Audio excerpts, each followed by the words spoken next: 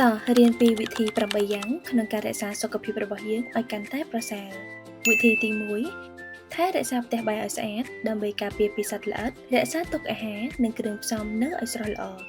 វិធីទី2ត្រូវពិសាទឹកដែលដាំពុះជានិច្ចនិងរក្សាធុងទុកទឹកឲ្យស្អាតវិធីទី3លាងដៃរបស់អ្នកមុនពេលចម្អិនម្ហូបបន្ទាប់ពីចេញក្រៅនិងបន្ទាប់ពីប្រើប្រាស់បង្គន់វិធីទី4បើកបង្អួចជាប្រចាំដើម្បីឲ្យមានខ្យល់ចេញចូលក្នុងផ្ទះខ្យល់អាកាសបរិសុទ្ធធ្វើឲ្យរាងកាយនិងចិត្តស្រស់ថ្លាវិធីទី5ធ្វើលំហាត់ប្រាណស្រាលប្រហែល30នាទីក្នុងមួយថ្ងៃ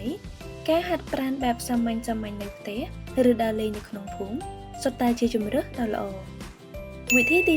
6និយាយជាមួយអ្នកជិតខាងរបស់អ្នកឲ្យបានញឹកញាប់ការទំនាក់ទំនងជាមួយអ្នកជិតខាងផ្ដល់អត្ថប្រយោជន៍ដល់សុខភាពផ្លូវចិត្តរបស់អ្នកវិធីទី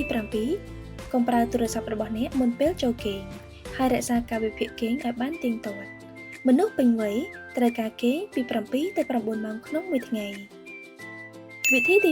8ប្រសិនបើអ្នកមានបញ្ហាសុខភាពសូមទៅមន្ទីរពេទ្យដែលនៅជិតបំផុតដើម្បីពិគ្រោះយោបល់សុខភាពល្អផ្ដើមចេញពីការខិតខំប្រឹងប្រែងផ្ទាល់ខ្លួនរបស់អ្នក